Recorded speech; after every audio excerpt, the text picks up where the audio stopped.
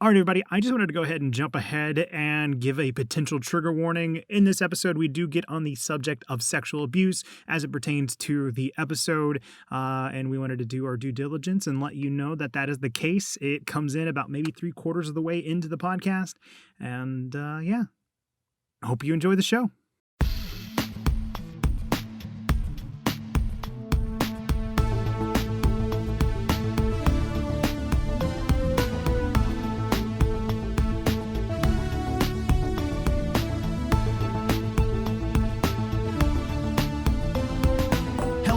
Welcome back to another episode of MCU Need to Know, a podcast dedicated to the Marvel Cinematic Universe and everything you need to know. I'm Trey. I'm Jude. How are you doing, Trey?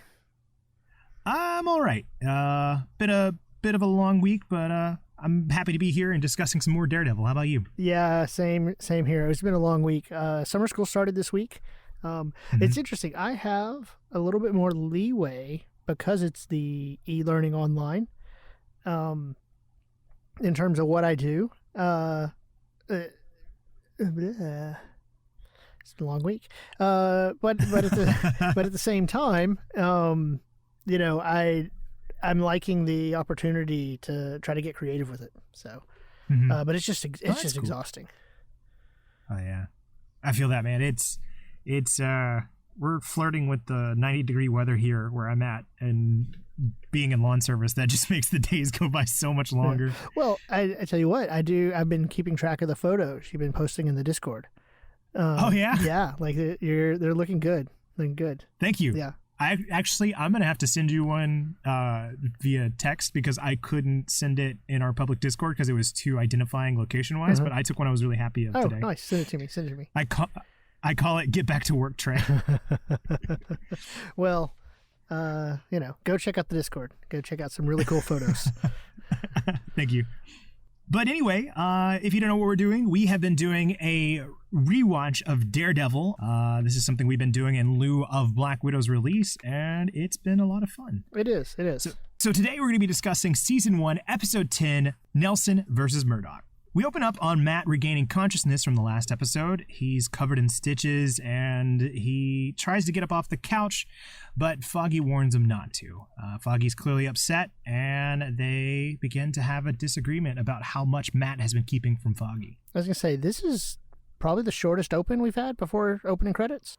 I would say so, yeah, and it almost felt like abrupt the way that it ended. Yeah, which I think it fits the mood, you know? I mean, my note, Matt awakes, he's beaten, Foggy's there, he's pissed. As I watched this episode, and I'll think this through as we talk this out, I kept trying to imagine myself as Foggy and as Matt and going through that. And yeah, I mean, there's a lot of places where I feel like Foggy was justifiably angry. So it totally makes sense now to me why they kept alluding to Matt's vision all last episode now. I understand where the disagreement's coming from, but I feel like there was a piece missing to this argument. Like, I wasn't 100% sold on this disagreement between them two. And I don't know whether it's because of this missing element or, I don't know, some of the scenes that some of the lines that Foggy delivered just weren't working for me. What missing element? So I felt like leading up to this, I think we pointed out in a couple episodes, leading up to this, we saw Foggy take issue with the man in the black mask a lot. Yes. But it never felt like that related to Matt. And obviously it couldn't because he didn't know the secret identity. But I wish there would have been some step further with all the hey buddy, I called you. Yeah, it never got heated. And I think, so we go from 0 to 100 really quickly. Whereas if we would have seeded that a little bit, I think that would have justified Foggy's emotional outburst a little bit more. Okay. I totally get that, you know, if you feel like a friend's betrayed you, I just wish they would have serviced that a little bit more going into this. Right. Well, we're episode, as you said, 10. In episode 9, it felt like they mentioned a lot about Matt being blind or not answering his phone. And it was just kind of a passing thing all the other episodes. Like, that could have been more of a build-up. I think at the end of the episode, we talked about, you know, hey, let's rewrite their script for them, and opportunities where in the grief of Miss Cardenas, they could have sparked a little bit more tension and argument there. And it was totally built in with the way that Matt was kind of like throwing it in Foggy's face. And you pointed out, like, Foggy should have pushed back a little bit against Matt. Yeah. So, yeah. Yeah. Like you said, we could just offer to rewrite this script for them. Right. I'm available. It's summer. One thing I do want to point out regarding just the detail of Matt's wounds, whenever he pulls the covers off, you can see like the right side of his arm is like blackened and burned from his fight with Nobu. I thought that was a really nice touch that they kept that. Yeah, they had him makeup wise bruised up really well. Oh yeah, it was for a show that in episode 3 they had somebody impale themselves. They still found a good job of making this feel repulsive even on a smaller scale. Oh yeah, yeah. Also, my final note for this scene: why do all of Matt's friendly adversaries just help themselves to his beer? You know what? I don't think I picked that up, but I guess that's the case. And apparently, if we're to believe Stick, it's crappy beer. So maybe that's the most pettiest move anybody's ever done. Purposely stocks bad beer for his friends. Oh man, that's probably intentional. After the opening credits, we get our first flashback of this episode, where Matt walks into the dorm room and meets Foggy for the first time. So again, I mentioned a lot how they brought attention to the fact that Matt couldn't see in the previous episode, and they did a really good job of answering that callback here, because there's a scene where Foggy and Matt are meeting for the first time, and Matt reaches his hand out to go for a handshake, and Foggy doesn't miss a beat.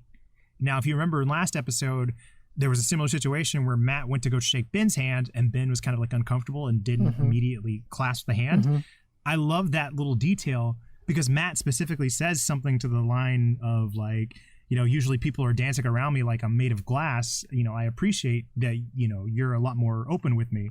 And I thought that was a great immediate way to kind of strengthen their friendship. Oh, yeah. Like, because he was up front. He's like, "You're blind, right?" or something to that effect. And he's like, "Oh, am I not supposed to say that?" And then comes the line you just mentioned. I liked it because it really showed how well they hit off from the very beginning. I did find it interesting that they were, and I know this, this happens, but it was that Foggy knew him already when he said his name. Yeah. Oh, you're that kid. I mean, they do. I mean, I talked about not being 100% sold on the argument in the present. Everything that I did like about this episode definitely stems from them establishing how good of friends they were back in college. It just the level of familiarity, like, yeah, you're that kid, and just kind of, I don't want to keep saying solidifying. I feel like I've said it a lot, but they just feel like people that have always known each other, even if they didn't hang out when they were younger. Like, it just feels like a perfect fit. Yeah, it does. And that's a tribute to how well they acted it, I think, that chemistry. Also, Foggy with long hair and Train playing in the background. I don't think there's been a better way to establish the mid-2000s.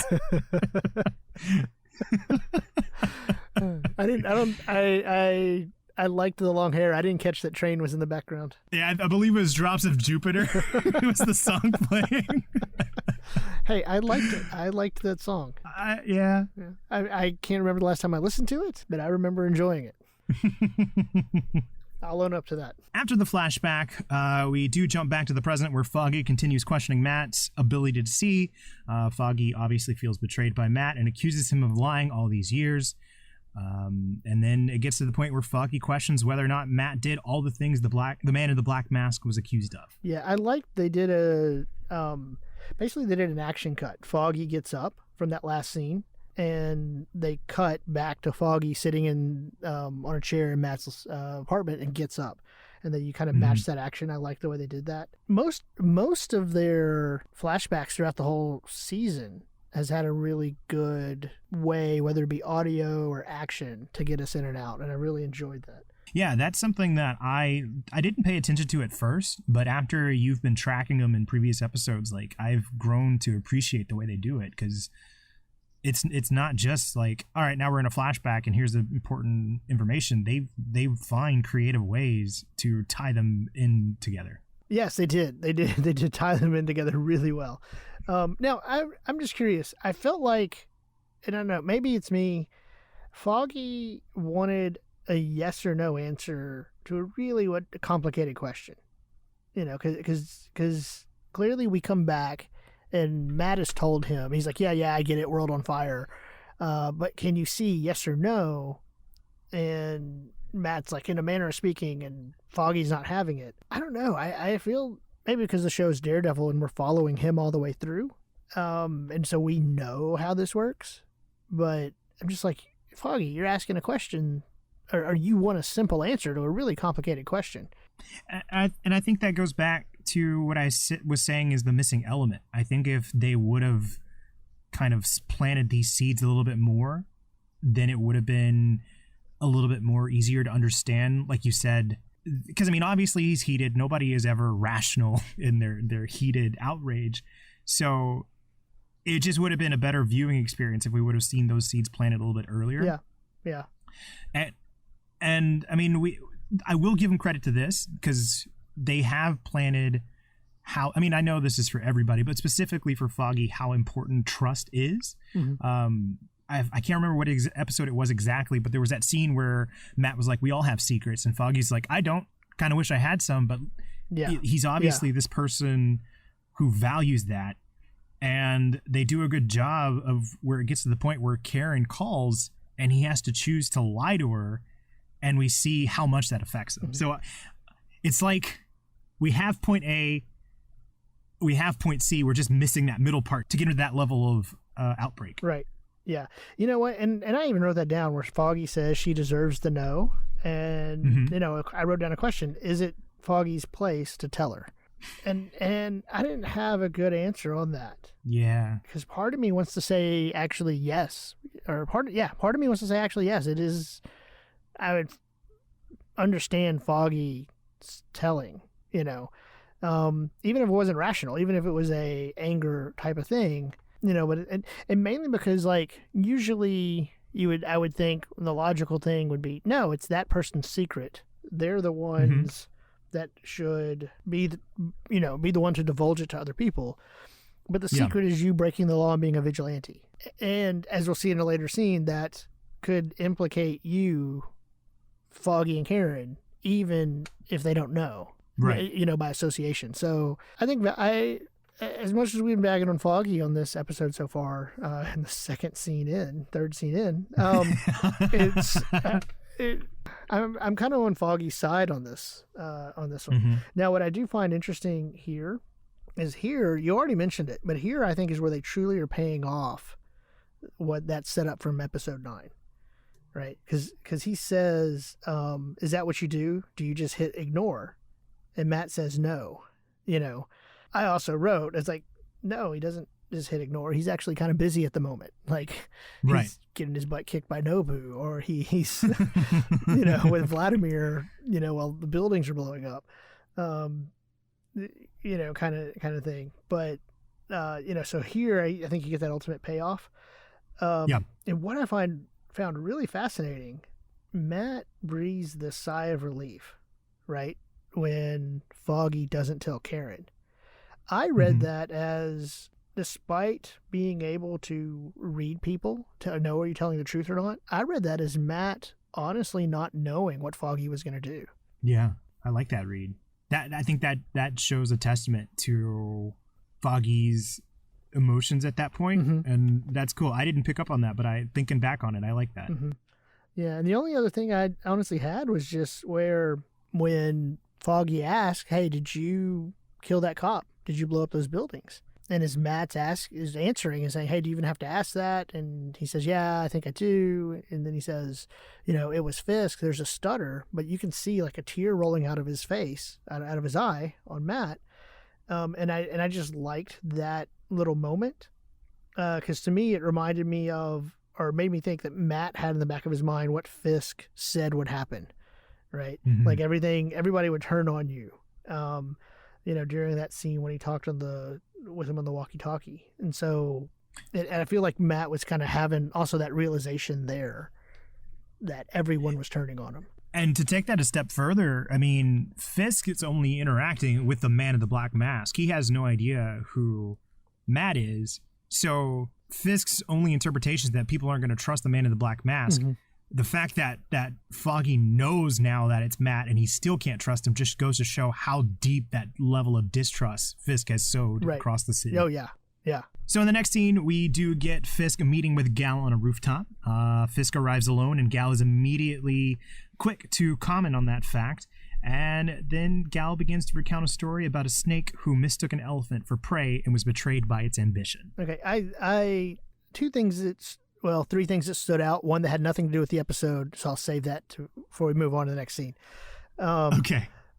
First note was, it was interesting, the comment back that Fisk had about, not needing a translator, because I thought, we've been tracking this pretty well with Wesley, and Wesley's more than just a translator.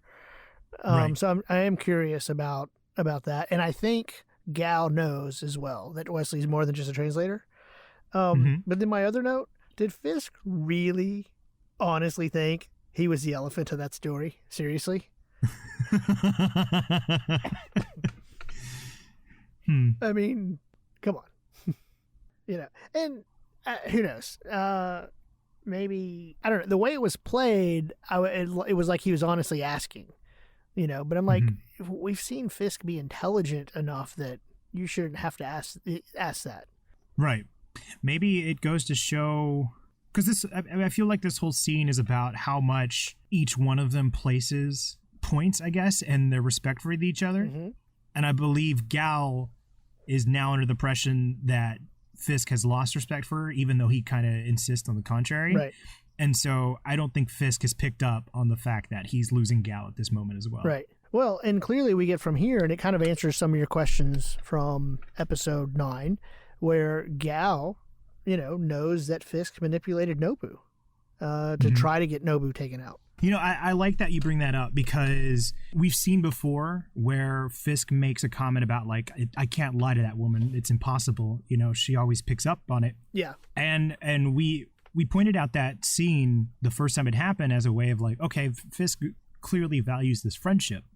And as you were saying, where he tried to play almost dumb and being like, I didn't send Nobu. I told Nobu to send a warrior and he chose to go himself. And Gal says, you knew he was a prideful man, that he would go anyway. It shows the level of respect Fisk has lost to not tell her the truth anymore. And then subconsciously or consciously, he even tells her, you have something those others didn't, which is my respect. Yeah. Yeah. And Gal really, I think, cuts straight to the point with him. I love that exchange between them where she said, man cannot be both savior and oppressor. One has to be sacrificed for the other. Choose and choose wisely. And then finally, or else someone will choose for you. And so that, I really liked that exchange. What I couldn't figure out was this good advice or a threat? I think 100% a threat. Maybe Fisk doesn't pick up on it as a threat, but 100% a threat. She ends with that line, something along the lines of, how long before your ambition turns on me? Mm-hmm. And so it's almost like a preemptive, like, get your stuff in order or I will do it for you. Well, yeah. Well, I mean, and this isn't the first time we've seen them interact. When she showed up, she had that flex. She showed up at his house to reveal, hey, you've gotten sloppy. And there I read that scene as kind of a friendly courtesy advice. And that's why I was like, is she threatening him here? I mean, I realize, I guess, as we get through this episode, but at the same time, in the moment, I'm like, okay, was this a threat or was this advice?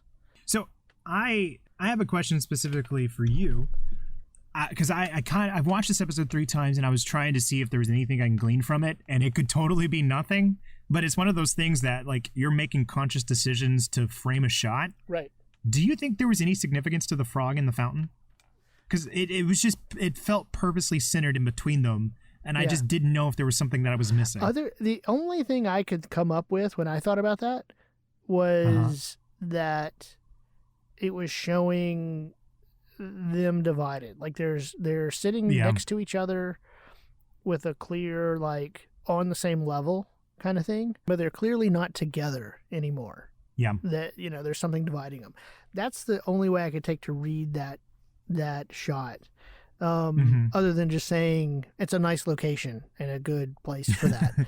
I mean, like visually, you want to kind of make it okay. They think they're on the same page and still respecting each other, but there's a clear thing between them. Okay, yeah, I just wanted to make sure there wasn't anything specific that I was missing. Yeah, that's the only way I could think to take it.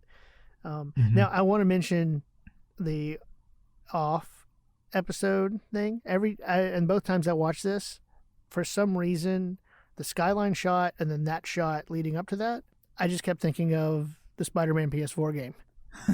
and I know that building. I've jumped off that building. That's a testament to how well they did in that game. That it felt like you could go to those places in the actual game. Yeah.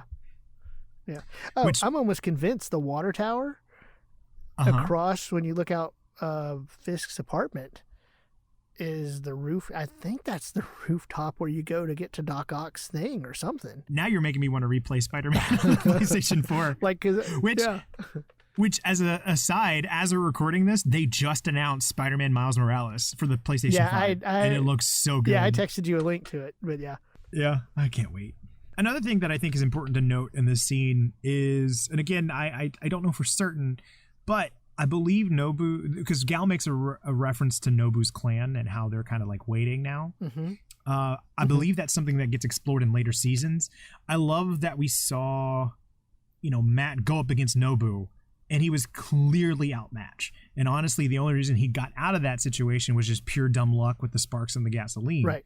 It's such a great sense of like foreboding doom that Nobu's clan is out there and wanting revenge, and I can't wait till we get to see that resolved and hopefully in later seasons. Yeah, it's I will say that's one thing that this season I think did a really good job of is planting seeds for future development. I would say I think the biggest difference though was in some ways you could tell that they were it was almost like once they understood the MCU, once they understood where they're going with the Infinity Stones, because there was like some things they planted that it's like, oh, now we can pay off, but we weren't really sure if we were going to go in that direction. Whereas once you had the Infinity Stones, it was clear that everything was planted to move in that direction. I feel like that's what they did in season 1 is they knew a particular direction they wanted to go and was laying that groundwork. So after the meeting with Fisk and Gal, we do meet up with Ben, who is visiting with his wife in the hospital. As he's writing down some notes, she awakes and they begin to reminisce about their life. I like this little scene where Ben, it's two things you get out of this really small sequence, right? I mean, you push kind of Ben's storyline and put pressure on him to have to make choices later on. And kind of with what the responsibilities he has as a husband and his love of reporting. And then she reminds him, that he is a reporter, like it's very much a part of who he is and in his soul. And I really liked that element of the scene. And specifically, Ben has a line about, there are more important things, because he's kind of breaking his head about this case, and she begins to reassure him. And he uses that line, and it's incredibly heartbreaking, one, here, and then we get to see that line get reused later on. But what makes it hurt here is that, we see that he's having his doubts, and his wife Doris is being incredibly supportive and urging him on. And I think you can kind of see, like, he briefly starts to believe it. Like, yeah, she's right, I can do this. And then when they have that memory lapse with her, it's like all that support is gone. And it's... It one, obviously on a surface level, it hurts to watch somebody lose their partner like that. Yeah. But then when you see what it means within the context of that scene, how the person who used to be his rock has gone to, because she doesn't remember saying those things, show hurts. It's heartbreaking. Man. Yeah. It's heartbreaking. So. Yeah. The other little tidbit of information that we got out of this, as far as like pushing on the story, was Shirley, the hospital administrator, comes in and tells him that the extension that he's been trying to get didn't go through. And another thing I noted, kind of playing off that, is that so much of the show has kind of been the idealist versus the realist debate, and we get a small slice of it here, because like I said, for a brief moment things are going to be okay with Ben, And he even mentions to Doris that the doctor thinks she's getting better, but the reality is, obviously, no, she isn't because of the memory lapse. And then the reality also is that their extension's gone. He loses both a belief in something bigger and hopeful and a chance for his wife to recover. And it's just... Well, what's interesting is you also get the sense that because of her condition, this isn't the first time that she's had that memory lapse while having those conversations.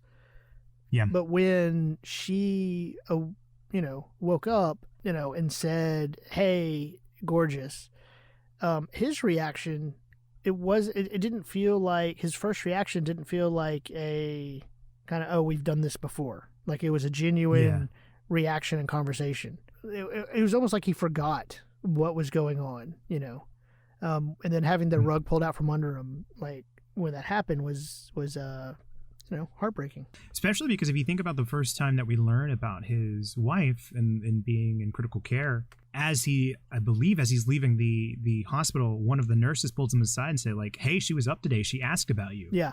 And like he immediately rushes to go see her, and she's still asleep. So like you said, I think this is something, it's not a conversation he hasn't had before, but it's a rarity. And I think that's, like you said, what makes it hard. Right. And again, we say it, testament to Marvel's restraint, the fact that they waited so, because we knew she was in urgent care, but we never knew exactly why. And the fact that they hadn't told us until the moment we see her lose that memory, that just sent it even more home. Right. After that scene with Ben and Doris, we do return back to Foggy and Matt. Foggy is opening up Matt's storage where Matt keeps his suit, and he starts to question where he got it all. What I liked about this was how Foggy believed Matt when he's kind of telling him and filling in details of how he got trained. But at the same time, there was this hint of skepticism of like, this sounds ridiculous, right? It harkens back to the way a lot of the MCU proper movies handle, like for example, well, this one actually doesn't count because that's legal issues, but like nobody ever calls Scarlet Witch, or they refrain from using their superhero names because outside of the comics context, that kind of just feels unnatural. Right. And it's fun that they get to play with that here with Foggy throwing back all of Matt's explanations. Yeah. This is the scene where Foggy had the realization that Matt knew every time throughout their entire relationship if Foggy was not telling the truth, right? And man, to me, two things. To be on Foggy's side of it, that has to be shocking. Yeah. Right. But on the other side of it, you mentioned that Foggy really seemed to pride himself on telling the truth and be in this sense of honesty.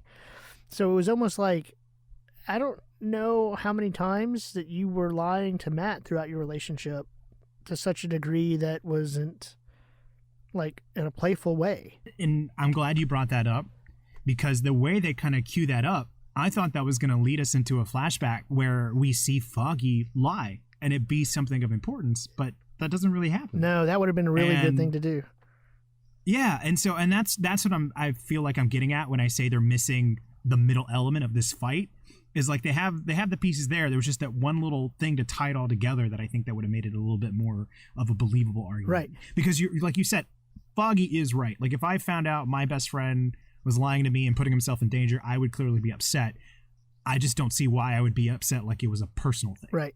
Well, and I'm just going to read right here. It's like Foggy realizes Matt always knew Foggy's lying.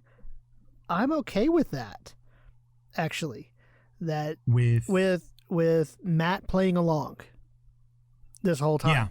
Yeah. Because to me, and just to continue my thought, I was like, he's in college, and I'm thinking Matt just wants someone to treat him as normal. He even said so in the first meeting. Yeah. And then there's another slight detail that I get, like, in this situation, it's not the moment, like if Matt brings this up, and he actually brings it up, I think in a later scene, but this isn't the moment. I mean, Matt brings this up now, he's being an ass. And it's when Foggy was on the phone, and he said, "Oh, did you hear all that?" And he said, "No, I have to concentrate." And so it was almost like, it also could be the case. I mean, Matt said, "Yes, I knew every time you weren't telling me the truth." But it could be the case that Matt didn't know if he wasn't trying or concentrating.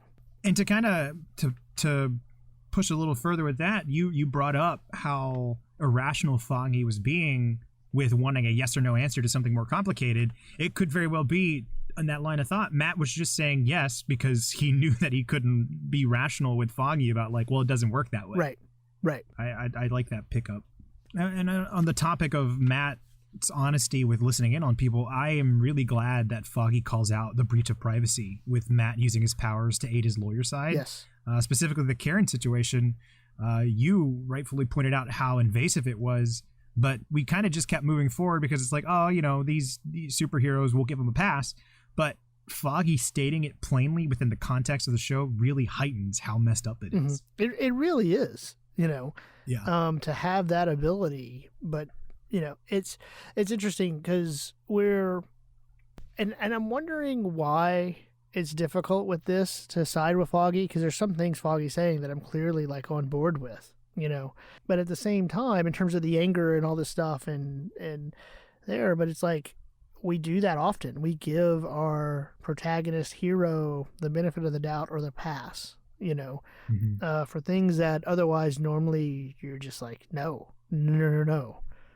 Yeah. So, I mean, it's just, that's the symptom of a lot of shows is that we give the protagonist like leeway. I mean, look at Breaking Bad. Like that show is a character acting horrifically, and yet so many people are rooting for him. And it's just nice to have that called out within the context of the show, what we normally would have just kept looking past. Yeah, see, for me, that show would be Dexter. How do I want to say this? I am not a Breaking Bad fan. Really? Yeah, and so, which is weird because, like, I was a fan of Dexter, right? And I don't know, this isn't necessarily the place to get into all my reasons why. Like, and I recognize how good Breaking Bad was, but I know exactly what you mean in terms of like watching a show like that and you're cheering for somebody and rooting on that you're like in any other situation you're like, no. Yeah. Side note: you have no idea how much I want to do a spin-off Breaking Bad podcast with you now, just to have you watch it. I love that show so much, and not even because Breaking Bad itself is an achievement, but Better Call Saul is amazing as well, and I'd love for you to see that too. I'll just say this and leave it. I reject the premise of the show. Yeah. Like from the very ground, foundationally, it just doesn't. Yeah. I'll save it for off podcast. We're already getting super long in the episodes. All right. The last thing that I want to say about this scene, and this could ultimately be nothing, but there's been so many times where you or I have pointed out something and it gets serviced later. I have to believe there's a reason that they showed Foggy placing the key back underneath the fire hose. And I really hope I'm right. I don't know if you know if it gets called back, but it was interesting to me that they specifically cut to Foggy placing that key back to Matt's wardrobe. I don't remember. Like when you ask about the callback, I don't remember. That'll be something to pay attention to. Yeah, I hope that comes into play because otherwise it feels like an odd thing to kind of frame. Yeah. Oh yeah. So here we get another flashback to college with Matt and Foggy. This time they're drunk and walking late at night, kind of giving each other a hard time, talking about the future, their future plans, being Murdock and Nelson, or Nelson and Murdock, as Matt changes it to, where they sit down on steps. You know, for as much as I've questioned how much the fighting in the present day works for me, the strongest part of this episode is, without a doubt, the flashbacks with their friendship. And I think this scene in particular is the strongest point of it. Right. One, because it really feels like just two dudes in college just out on a stroll, and they feel believable as friends. Right. And then two, they're doing a really good job of being buzzed. Like that feels like it's hard to fake, and it just feels so natural in this scene. Yeah. Well, and I like this scene because Matt almost slips up twice. Yeah. You know. And here's the thing. And there's two ways to read this, I guess. Like there's they're really good friends and it feels natural and good. But honestly, if there was ever a time where Matt could have revealed this to Foggy, that was it. You know, I mean, he almost slipped up, like, because he said about, you know, I get the spins. It's probably worse for me because of, and he kind of stops himself there.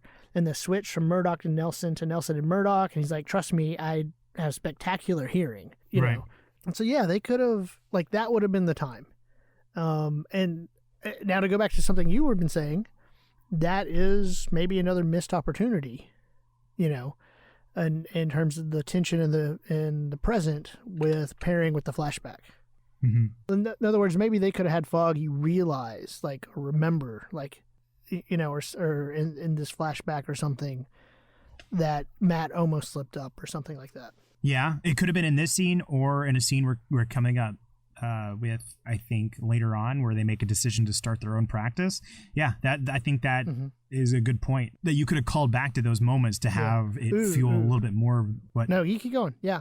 No, just what you said triggered something.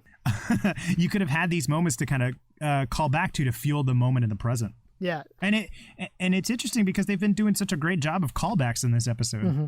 Yeah, and just what you said triggered something of yeah, you're right. There's a moment where they had a good callback set up and they didn't utilize it. One other quick side note about this scene, when they mentioned the Greek girl, that is a reference to Elektra. Really? Yes. So I have no common knowledge of this. How does that play in? Elektra is... I don't want to Jennifer Garner? Was that her? I'm a little iffy on my Marvel knowledge. Yeah, in the Ben version of Daredevil, Jennifer Garner played that. I've never seen her solo spinoff movie. I personally, I will say, I'll go ahead and say this. Elektra does show up in season 2. And I prefer that Elektra over Jennifer Garner, but I also prefer this Daredevil over Ben. So, yeah, it tracks. Yeah. So, but yeah, no, it was someone, love interest of Daredevil, outside of Karen Page, but also I think member of the Hand and a heroine. But a little bit more shady. Like there at times there's bad guy and good guy, or bad girl and good girl. Sorry. And within this character arc, I do find it interesting. In the comic, Frank Miller killed her, and for him, he definitively says no, she's dead. And if I remember right, I don't think he liked her portrayal in season 2. Because no, it's a dead character. If you ever see her outside of that, that's not the Elektra I created. So, sounds like a writer didn't like people playing with his toys. Well, then you need to go work for Image Comics and not Marvel. After we get back from the flashback, we return to Ben, who's looking over some pamphlets about hospice. His editor arrives to discuss Ben handing off a story, and that conversation eventually leads to a potential promotion for Ben. Yeah, I'll just say I have done a complete 180 on my feelings for Ben's editor. When we first got introduced to him, I was not a fan of him whatsoever, but I really am liking him. He just felt so antagonistic at first, but I think he's genuinely just trying to help do what's best for his friend, even if it comes across as a good ribbing between friends. I think he does care. Right, and actually, I mean, as I think that through, from the scenes we've seen his editor, he does it. It's actually kind of nuanced what he's doing. He's playing the role of boss and playing the role of friend, and having a good way of separating those two. Yeah. Which is, I'll be honest, in a workplace isn't always easy to do. Yeah, that's a good distinction to make between the way that he behaves with Ben. Yeah.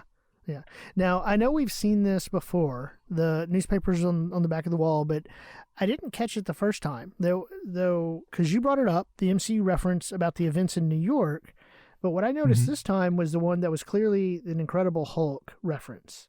And you see Abomination, and it was that broke Harlem, or Harlem is broken, or something along those lines. Yes, and so it's funny. The first time that we saw the newspaper, where it was like Attack on New York, I forgot about that one, but I remembered the newspaper that said Harlem Terror Hulk, the Harlem Terror, which is the Hulk reference that you're talking about. And I remember rewatching that episode where it was the Attack on New York. It's like, I know there was a Hulk reference here somewhere. It was just we never saw that angle until this specific scene. Right. Yeah.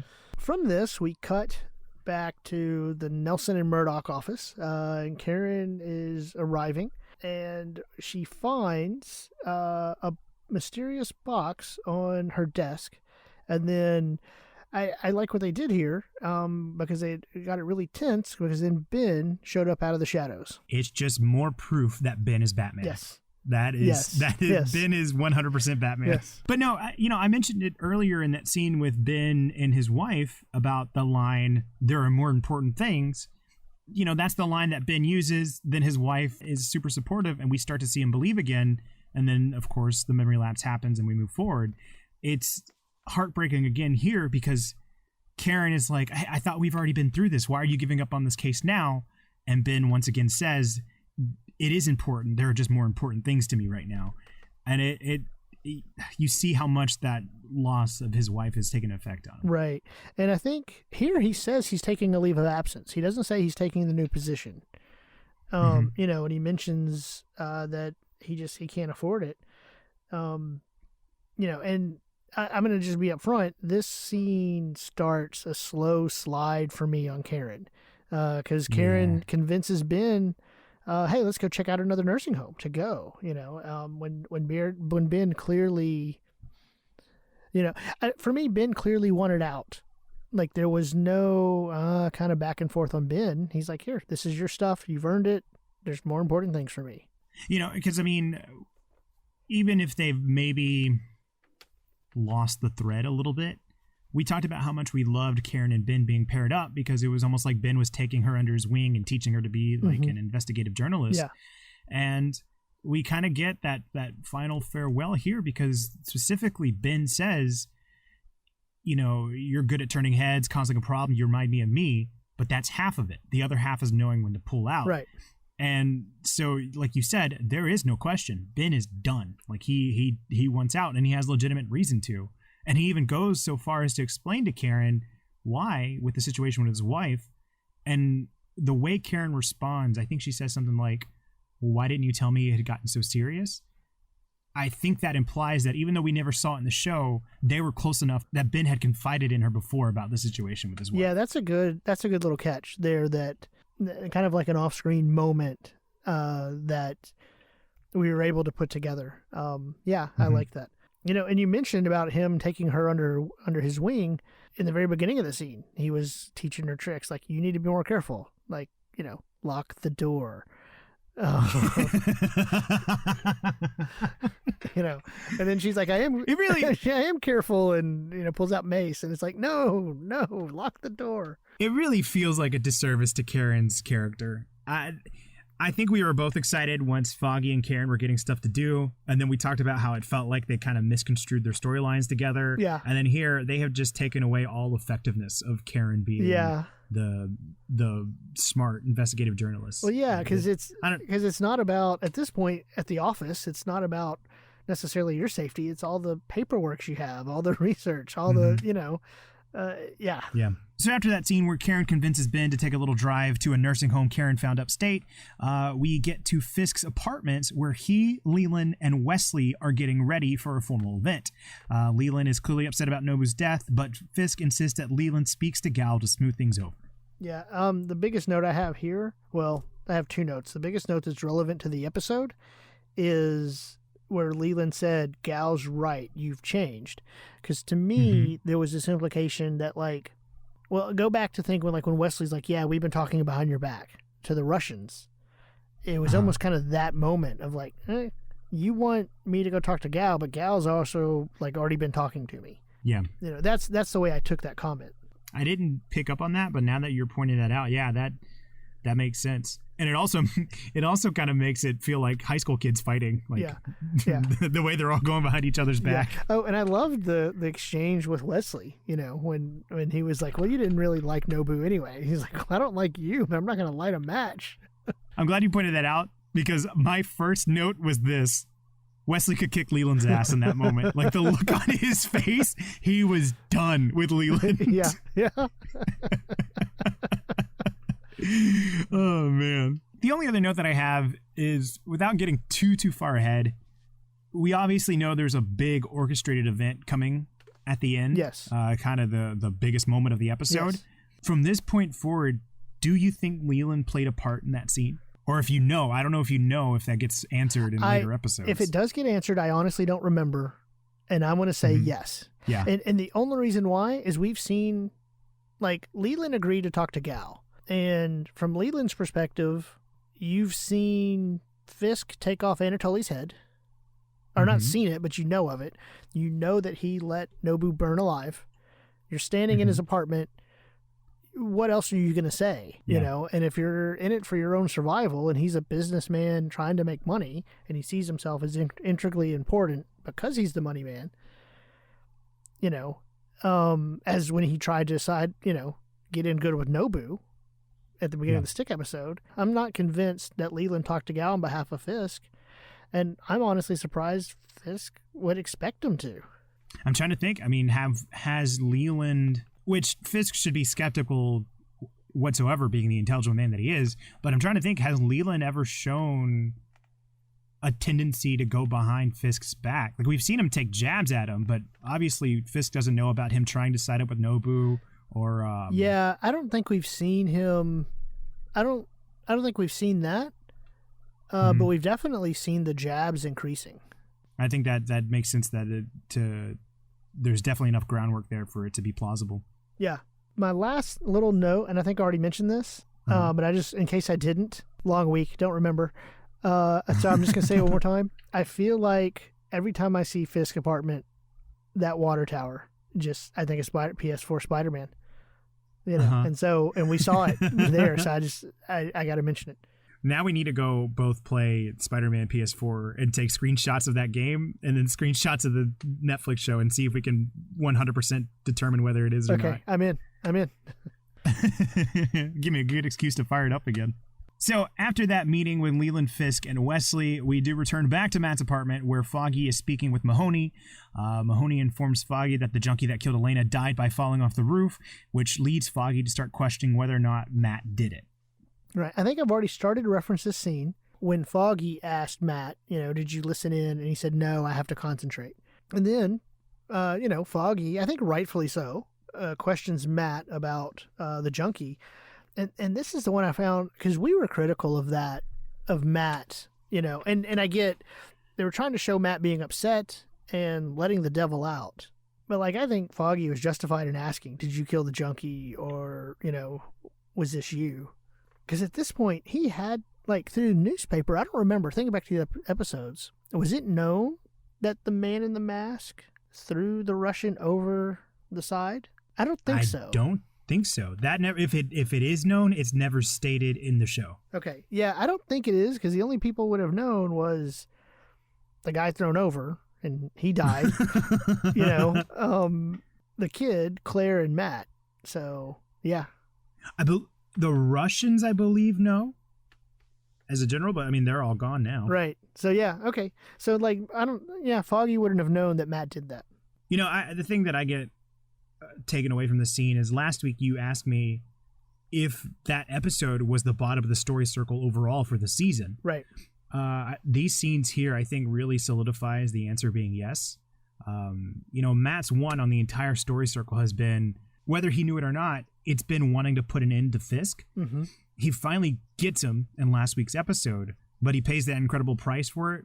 And now he's being forced to examine all his decisions at the judgment of his best friend. Oh, yeah. And it really feels like we're gearing up for that return journey home having changed. Yeah. Well, and Matt here this is where he outright admits, yes, I wanted to kill Fisk. I went to kill Fisk.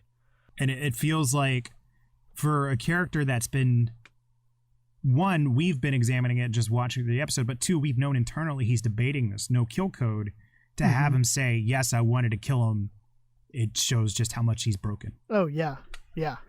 So after their argument in the present about Matt wanting to kill Fisk and Foggy pushing back about how upsetting that is, we do flash back to where Matt and Foggy are still working at Layman & Zach, and they are on a large legal team that is aiding Roxxon to defend themselves from an ex-employee. Matt uses his super hearing to know that an ex-employee is innocent and uses this to propel them to starting their own practice. Yeah, and so I like that the scene kind of, I don't think it fully does, but it starts to lay the groundwork as to why Matt no longer trusted the law to do what it should do. But I think right here is where that missed opportunity was that you brought up about a callback in Foggy's anger, right? So, like, just as he realized with Karen, oh, you knew Karen was telling the truth because you invasively listened in. Well, Matt did the same thing here, and it seems like they could have had Foggy put 2 and 2 together because they had the conversation, hey, this is the law. How do you know? And he says, I just have a feeling. Well, feelings aren't admissible in court. And so this was another moment where Foggy could have had that callback about, hey, you did this here. And even on top of this, that caused him to make a big life-changing decision in leaving that job. We've been talking about it throughout this episode, how like it feels like there's a missing piece. And for so much of the season, Foggy's had issues with the Man in the Black Mask. And even now that he knows Matt is the Man in the Black Mask, his issues are still with the Man in the Black Mask when it really should be with the things that Matt's done. And it's just not coming across within the episode. Right. Well, and that's just really fascinating because even with, as we're tracking Matt's character, I know we bring up this struggle between, well, I mean, up to this point, it's been a struggle between what is the best way of justice. Is it the street justice with Daredevil, or is it the legal form of justice with Matt? And we've been putting Matt up as an idealist. I think this is starting to show that Matt's not really the idealist we were thinking he was, or they were portraying him to be here. And there's not really two sides of him, at least in Matt's mind. Or you could just say that maybe it's that the mask, the Daredevil, is starting to overtake Murdock. And we saw those seeds with the Healy case. Yeah. And I mean, we even called it out where, he has that outrage where Fisk comes out in the light and he tosses his computer to the side. All throughout that episode, he was holding on to that belief that if he gets his friends to do things the legal way, then there's hope. And we saw that get shattered. I think you mentioning out that the Daredevil has fully taken over, I think you're right. Right. Well, and I think on top of that, I mean, you have this comment. We come back after the fist bump to Matt's apartment, and Foggy's staring out the window, and he says, say what you're going to say. And he's like, I don't have to say anything. And Matt's like, no, your breathing changes when you want to say something. And in that moment, it was no longer Matt, right? Like it was, I've had enough of this, say what you're going to say kind of moment to kind of echo that idea of like the devil has won. After the continued argument between Foggy and Matt, we do return back to Karen and Ben, who were driving upstate. Karen questions why Ben didn't let her know how serious it was with his wife, and Ben begins to reminisce about his wife's strength and how it kept them going.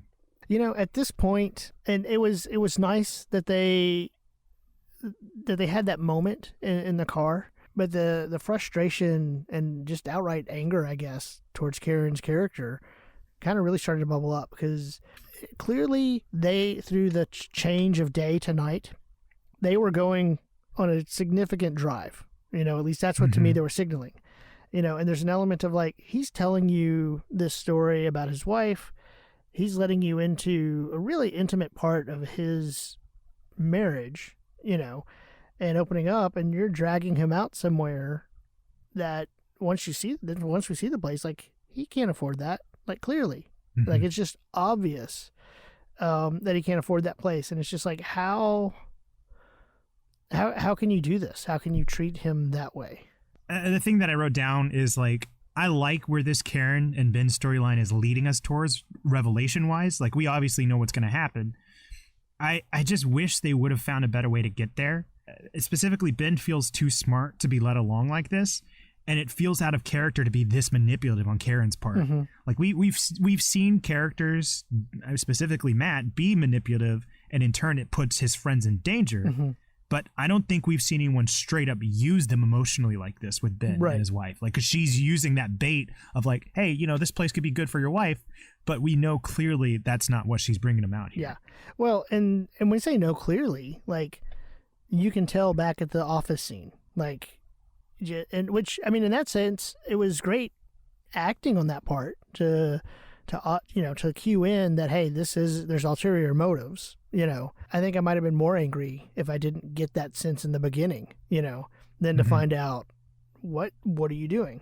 Well, because even in that scene back in the office where she comes in and discovers the shoebox, she is on the phone trying to get a hold of Foggy, and she's saying like, Foggy, you won't believe what I found out. We need to, meet up and go. Like she was going to rope Foggy into that, but it just so happens that she uses this opportunity to bring Ben in instead. Yeah. Oh, and by the way, that the security at that place sucks.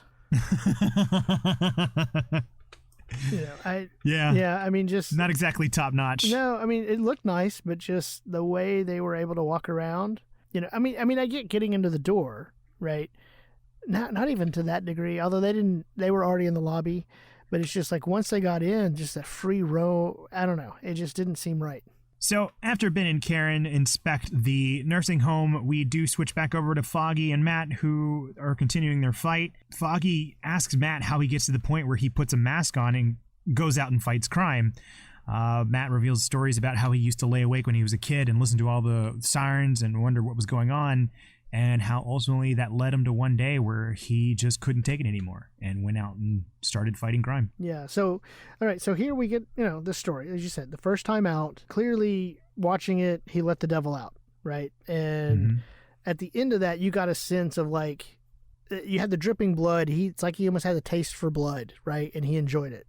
But I have a question. Yeah. I have a question for you. Yeah. Back in episode 1, we start with an opening confession. Right. And he says, forgive me for what I'm about to do. Was that confession, do you think, now before this or before the scene at the docks? Oh, that's a good question. I didn't put that together for this scene in particular with the flashback, but now I kind of believe it might be. Like at first I just kind of thought it was supposed to be for the docks, and then I forgot what moment happens in the middle of the season that makes me think, oh, maybe this isn't directly tied to that. But I think you're right. I think it might have been before this scene where he goes and puts on the mask for the first time. Yeah. Well, because he goes in there to confession. He gives the story about his dad. His dad lets the devil out, and he says, I need, I'm here for what I'm about to do. Which in episode 1, you think it's the docks, but now watching this scene, I kind of think it should be paired up with this one. I think you're right. Honestly, I think my biggest problem with this episode is right here. I didn't exactly state it in the setup, but, the story that Matt tells of what motivated him to go out there was that he heard of father sexually abusing his young daughter, and he tried calling protective services, but nobody believed him. So that caused him to go out and beat the guy and keep him from doing that. You brought up that trope about putting the women in fridge. Where women are used as motivator for men. Yeah. And I think we kind of get that instance here, but even, one step further with the sexual trauma aspect of it. And like, I understand the example of the man abusing his daughter sexually is incredibly horrible. But again, kind of going back to what we were saying, like, you, as the creator of the show, you're making conscious decisions. And the fact that they use this as what the motivator was just feels emotionally manipulative. And it feels even gross that this is the moment that Matt justifies everything that he does. And out of all the possibilities they have, it just feels like it's the wrong way for Daredevil to become Daredevil this way. Yeah. And like you said, especially with the camera lingering on the blood and on his lips, kind of like, he has the taste for it. It's almost kind of trying to convey that this was gratifying to Matt. Like, it had nothing to do with just the person that was being abused. It was more about him taking it out. Yeah. Yeah. That's a good point. I thought about that, and for me, I had to think about from a story, from a creator standpoint, showrunner standpoint, you have to have some reason to take that drastic of a step, right? Like, what is going on that you would make an idealist lawyer trying to help the little person go to that extreme? And it has to be something that Foggy's not going to interrupt and say, really? You got tired of this liquor store being robbed? You know what I mean? Right. So to some extent, it was kind of like the impaling of Healy and then the taking off Anatoly's head. Like, you have to do something with Fisk, the first time we see him get violent, that warrants Healy's actions. you know? And so that was kind of where my head was when I was thinking about that, watching it was, there has to be something.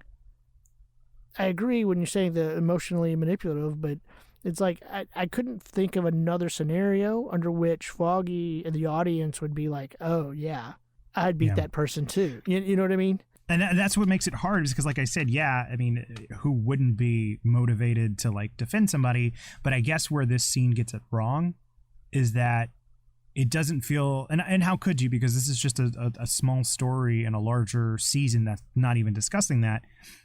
But like, it's more about how, I guess, cathartic it is to Matt, and especially when they have that line about like, I've never slept better. Right. Yeah. And so it just feels kind of gross to take something super traumatizing like that and then just use it in this scenario. Like, I get what you're saying about needing something to be the thing that causes Matt to become Daredevil. I wish me or the writers could have figured out something better. No. There's a point well taken. Like, you're taking something that is horrific and using it. You're taking an abuse, using it for the gratification of the main character. Because, like you said, and the whole line, I never slept better. And I thought about it too. Like, I'm trying to figure out clearly define why I feel this is wrong, because we had that scene in episode 2 where he rescues the young boy that was going to be sold. And even though they don't say exactly what it is, we can infer what being sold means. And so it's not like they haven't done this before. I think the difference between that scene and this scene is maybe respecting the trauma. Right. Well, and it's respecting the trauma. I think that's the best way to put it. One final thing I do want to say about this scene is I do like that Foggy calls him out here by... And to your point, like what is an example that Foggy couldn't interrupt and be like, okay, no, I get it. But Foggy calls him out by saying, look, you don't go from being this guy who goes by the law and then one day putting on the mask. You kept training. Like, you weren't just waiting for a moment to snap. Right. There was a reason for it that you stuck with. Yes. No, and that's maybe that is their way, the show's way of having that reaction that you're having and that we're talking about is through Foggy and saying that. After Matt reveals the origin of him putting on the mask, we do return back to Ben and Karen, who are walking through the nursing home. Ben begins to recount that the only thing that lives on after us is the stories we tell each other, and that leads them to right outside the door of a resident by the name of Mrs. Vistain. Okay, so I'm just going to read right from my notes. Karen is vicious. Second episode. Oh no! And you've already said it. This is the second episode where she manipulated someone to serve her own ends, right? And that kind of view, and the willingness to do that to somebody, and not just Ben, Miss Vistain as well. Clearly, as you see that conversation going, she's taking advantage a little bit of this elderly woman to achieve these ends. In a similar way, she did that with Miss Cardenas, and convincing her. We talked about this should they have convinced Cardenas to take the money? Was that actually better for her? Rather than pushing through with what they needed to stop Fisk. A lot of emotional manipulation going on in this episode. Right. Well, and the thing is it's all around. This is actually a direct question for you. This just popped in my head. How useful is this information they're going to get from Mrs. Vistain, who we learn is Wilson Fisk's mother, when she clearly has memory issues as well? Like, whatever they get from her, is it going to be able to hold up as evidence? I wouldn't think so. Yeah, I wouldn't. Okay, let's two things. Let's say it does. I don't know. Okay, so Fisk killed his dad. She chopped him up, and they, at a week at a time, drifted his body parts in the river. Right. Yeah. So there's an element of criminal act there, because with the domestic, I'm going to try to be realistic here. I wanted to say with the domestic abuse, you could kind of make that call, and you would think that no charges would be pressed and all of that. But they were also talking about a different time period as well.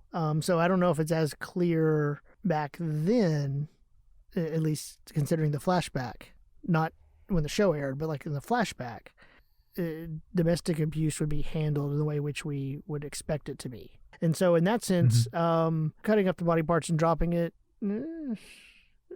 highly unreasonable and very psychopathic, but I get it. But this many years later, I don't know if there's enough. Like you said, the memory problems, the domestic abuse.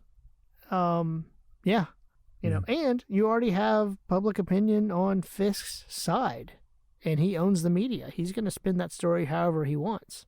Yeah, I just kind of didn't quite get what all they're getting at here with this trip. Mm-hmm. Well, I mean, they're still clearly digging for that thread, trying to pull a thread to take Fisk down. And I guess they wouldn't know about the memory lapses until they actually got there. So maybe that's unfair of me to kind of discredit the whole purpose of the trip. Right. The only note that I had for this scene is when we first get to this scene, Ben and Karen are walking through the hallways, and there is a resident that stops and turns to Karen and says, "You're really pretty." Do you think that scene was scripted, or was that just kind of a natural thing that happened? Because both Karen and Ben's reactions felt genuine in a way that didn't seem like acting. Right. You know what? I think in watching it, I think I took it as scripted, but I kind of siding with you now, as you point that out. Yeah. It just, it was like, what was the purpose? Well, and let me add this to give you an idea of where clearly we stand on this episode and how we feel about this emotional manipulation on Karen's part. This is the scene that through questioning, we find out Miss Vistain is Fisk's mother, and we didn't even bring that up. You know, where Ben is trying to they walk in and Ben doesn't really want to walk in the door. He's trying to get her out of the room, and then he only gets interested when he finds out who it is. Right. But we didn't even bring that up because we were just so focused in on, Karen and how they got there. So yeah. I think in both cases with Ben and Karen and Matt and Foggy it's the reason I think we kind of overlooked it is because we've seen how much this episode is writing towards where they want to be rather than it letting it happen naturally. Right. And that we just keep bumping into these things that just don't feel natural about the episode. Right. Well, and we said the same thing about the Foggy and Karen relationship up in the beginning. If I'm not mistaken, I do believe that's episode World on Fire, which is written by the same writer for this episode. So yeah, I've been sitting on that this entire episode because I didn't want to drag anybody, but that came out naturally. Okay, awesome. We planned it. I set it up. It's 10 podcasts and a pilot experience coming out. But yeah, like you're right, and go back to that episode and take in that direction where you feel like that natural chemistry between the two of them, and that's the way it's naturally going. But they clearly are riding to a different point. Yeah. So after the grand revelation of Ben and Karen finding Fisk's mother, we do finally arrive at the formal event where Fisk is delivering a speech in front of donors with Vanessa by his side. After the speech, Fisk makes his rounds and discusses situations with various donors and a senator, and one by one, it is slowly revealed that the drinks have been poisoned, leaving ultimately Vanessa to fall in Fisk's arms. I really liked the opening dialogue of Fisk in this scene, because it begins with him talking about how he treasures his privacy. And we just got off that where Karen and Ben are, let's just call it what it is, interrogating, his mom. I think I liked is if we go back to that scene where Gal points out that you can't be both savior and oppressor, it feels like Fisk's opening statements here is a direct retort to what she was trying to tell him. Because he says something to the lines of like, I bet you're wondering why someone like me would want to do something, like he said, when he values his privacy. Yeah. And I question those who wouldn't do anything after all of the violence that has happened. And so I think the thing that's most notable to notice in that scene is right before he says, I question who wouldn't, he turns and looks at Vanessa. And I think that kind of gives credit to Gal's accusations that Fisk has changed, because I don't know what their original agreements were for that Union Allied group, but I don't know if Fisk was ever fully upfront about wanting to better the city. And I think that's where Gal was upset that he was putting himself in the public light and she is blaming Vanessa for that. Yeah. Well, you know what? So I like that they had Fisk look at her before making that. Yeah, you know what I find? I'm glad you picked that up. What I find interesting is I personally couldn't tell. I was kind of conflicted of, was he trying to, because I'm assuming the public doesn't know about Gal, right? So but as a public event, I kind of took it as he's trying to continue to dogpile on the bad reputation of Daredevil, and kind of layer that even more. But I like that read, and I'm going to take that and put it on top of mine, because now you get kind of both, right? You kind of have that public condemning of Daredevil for what he's doing, and a shot to Gal, who he knows is going to be paying attention.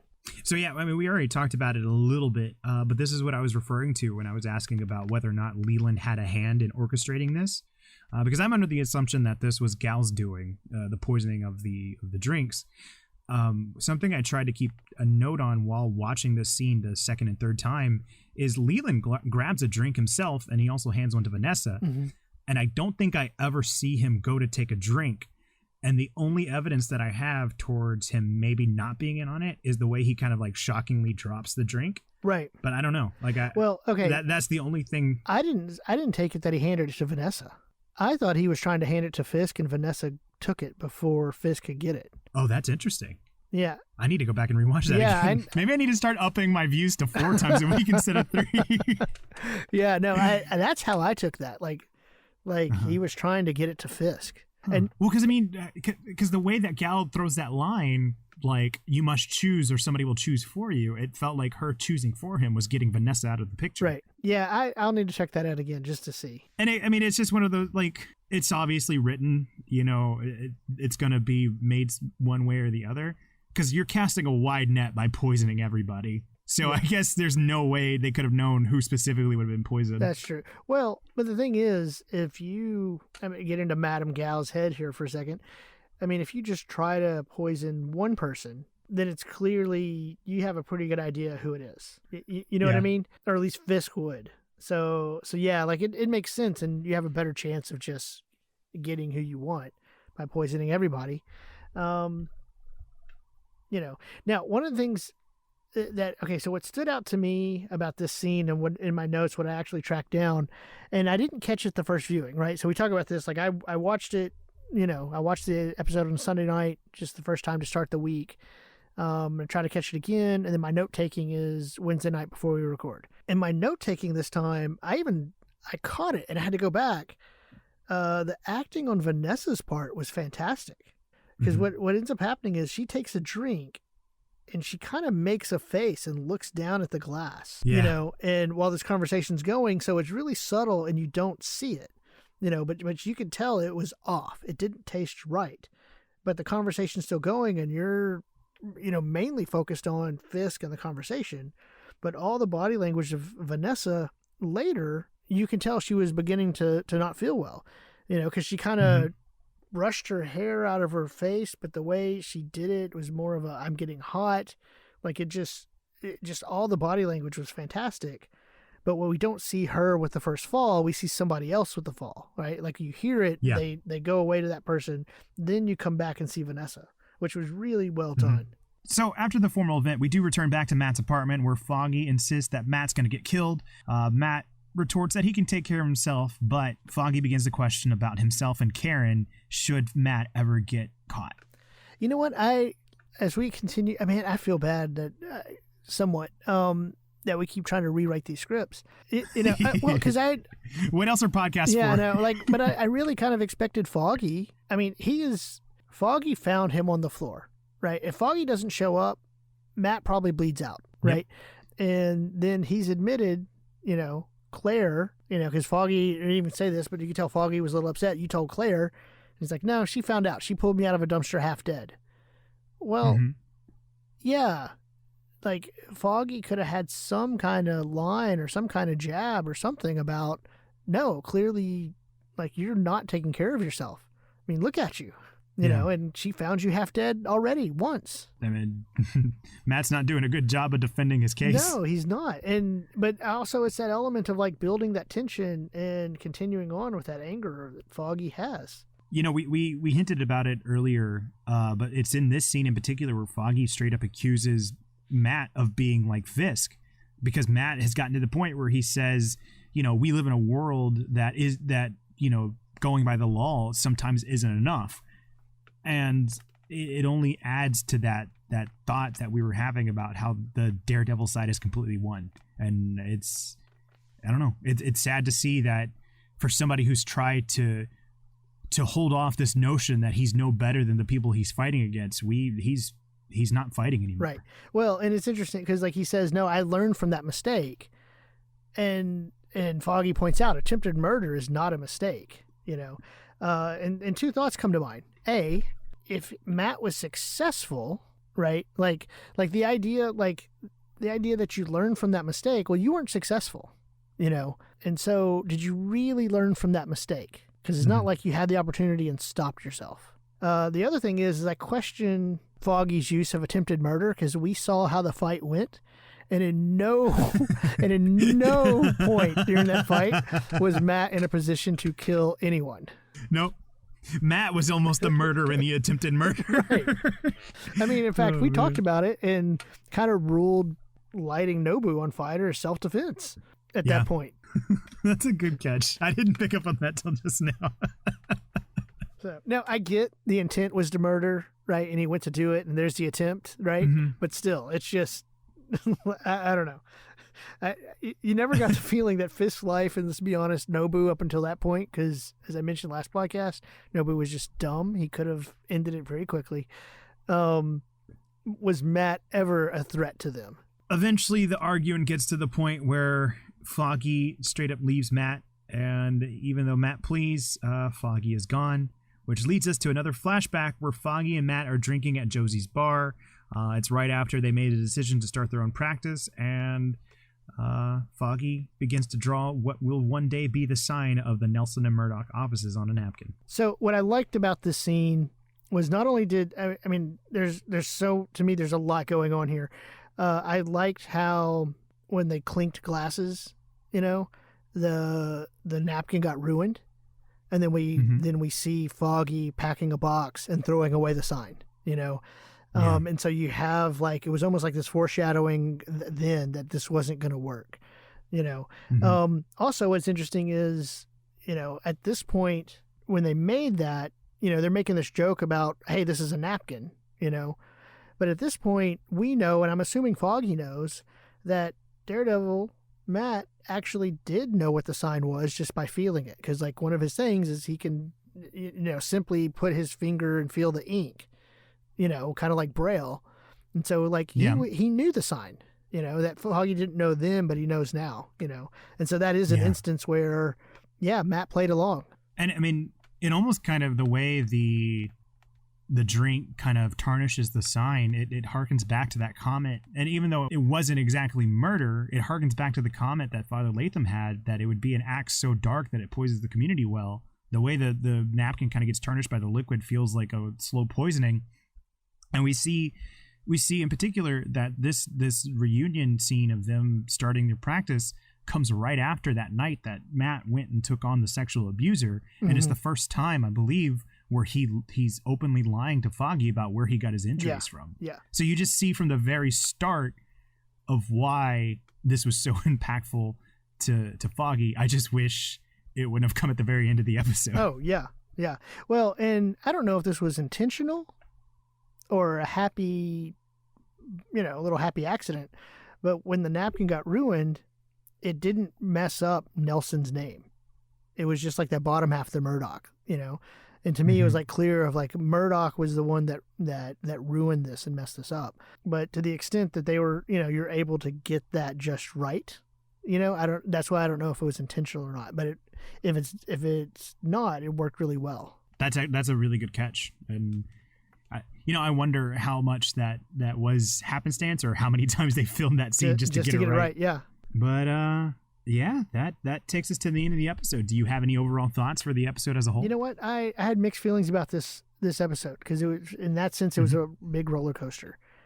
Clearly, I did not like the Karen Ben interactions. I liked the majority of the Nelson and Murdock exchanges. I loved seeing all the flashbacks and getting the college stuff. In some ways, I wish they would have capitalized on it more, like we've said. So it's clearly mixed feelings on this episode. I think that's about where I am as well. I did make mention how the writer of this episode was the writer of the last episode. I didn't like as well, but I will say I do like this one a little bit more. And a lot of this I think I could have forgiven. I think my big issue was the feeling of it being marred a bit by the origin of Daredevil and the sexual abuse motivation. But like you said, I did enjoy the college scenes. I did in those flashbacks. I just wish it would have been a little bit more consistent overall. Right. Yep. But yeah, that's going to do it for this episode. But of course, we do have the question of the week. So without further ado, Jude, who would you say has the best costume in the MCU? Look, I don't think this is any big secret. It's Spider-Man. Wow, I was gonna say Far From Home. For me, now I do like the black and red suit, but wow, but the blue and red, like that's Spider-Man to me. As much as I like the what listeners we have, I might lose with this one. As much as I like the Raimi suit, the MCU suit is just Spider-Man to me. It has the right blue and the right red, and the eyes are animated, and so it's that one. After that, to be honest, I think Ant-Man comes into a close second. Yeah, Ant-Man's definitely got a really cool suit. Yeah, especially when you change over to Civil War, and it's a little bit more aerodynamic, kind of in the helmet. Yeah. Yeah. So what about you? What's yours? Man, it's so funny how close you came to mine without it being there. I know it's funny that we got there. I would say the black and red Spider-Man suit in Far From Home. Okay. And it's so funny because whenever the Spider-Man PS4 game came out, they let you get the red and blue, which they called the Stark suit in the game, and you get it fairly early on. That's the one I played with. I remember when I was streaming the game, I kept getting teased by the community because there were so many other suit designs, but I would not change it. Like I kept that suit because I liked it that much. And then when Far From Home came out and we got that black suit, man, that just looked absolutely incredible. Yeah. Like I didn't realize how sleek that black aspect to the suit was. Oh yeah, it does look nice.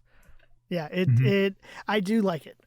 And it calls back to the original suit. So like in the comics, and you see this with Black Panther, it's depending on how they want to do the shadow and the highlight, you get kind of a blue color, right? And so I think there was kind of some confusion a little bit on was his originally blue or black, because of that and those highlights. And so I think this suit is actually a little bit more of a nod to the Steve Ditko.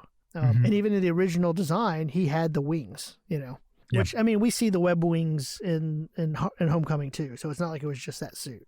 I think runner up for me would definitely be Captain Marvel in Endgame. Her suit, there's something about it that just looks really nice. And I think the only difference that I can tell from her solo movie and Endgame is they added the sash. And there's something about the sash that just really brings that suit together for me. It's like the rug. The rug really ties the room together. Yeah. No, that's a good suit. I'm honestly just surprised you didn't go with a Cap suit. I wanted to, but I was like, okay, I can't just be the Captain America fanboy. Well, he's actually in third place. Okay. And it's the Endgame with the scales. Okay. Because I'm not gonna make I want to buy a full-on Captain America suit, like at some point. Like that is almost 50% of the reason I'm trying to lose weight is because like I want to get a really nice Captain America suit. Nice. And for the longest time, I thought it was going to be the Civil War one, but the scales on the chest piece in Endgame just made it feel like next level. So that's the one I like. Okay, now. Yeah, that was in game where he had the scales. Okay. What about you? Do you have any more? Let's see. If Ant-Man's second, you know what? I really like. I would have to say the Civil War Black Panther. Yeah. And I don't think they've topped it since. Yeah, and I liked what they did with the nanotech and in the movie Black Panther. I liked what they did with the suit. Like, I get it, Shuri kind of made fun of him. Oh, it's put my helmet on where you can just think it on, and that was a really cool touch. But there was something really slick about that first one. Yeah, felt more tactile. Yeah, that's a good word for it. But yeah, that's going to be our question of the week. So if you'd like to chime in with what you think is the best suit in MCU or overall thoughts for episode 10 of Daredevil, you can reach us at MCU Need to Know on Twitter or Instagram, or email us at mcuneedtoknow@gmail.com. And conversations are great with many people, so please share with a friend. And while you're listening, if you take a moment to go ahead and rate us and leave a review, that would really help us out. And we also want to give a special thanks to Nick Sandy for the use of the theme song, which is his rendition of the Avengers theme. And yeah, thank you so much for doing this, Jude. Yeah, thank you, Trey. All right, we'll see you all next week.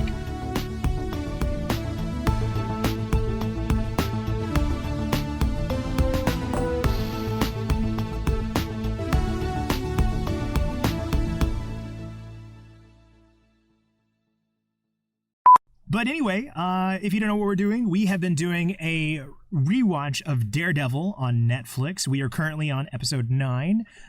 This is something we've been doing in lieu of Black Widow's release, and it's been a lot of fun. It is. So today we're going to be discussing season 1, episode 9, entitled Speak of the Devil. That's not right. Nope. I'm looking at the wrong note. In tag. Okay. See, okay. I accidentally misnumbered one episode, and now it's your turn. Okay.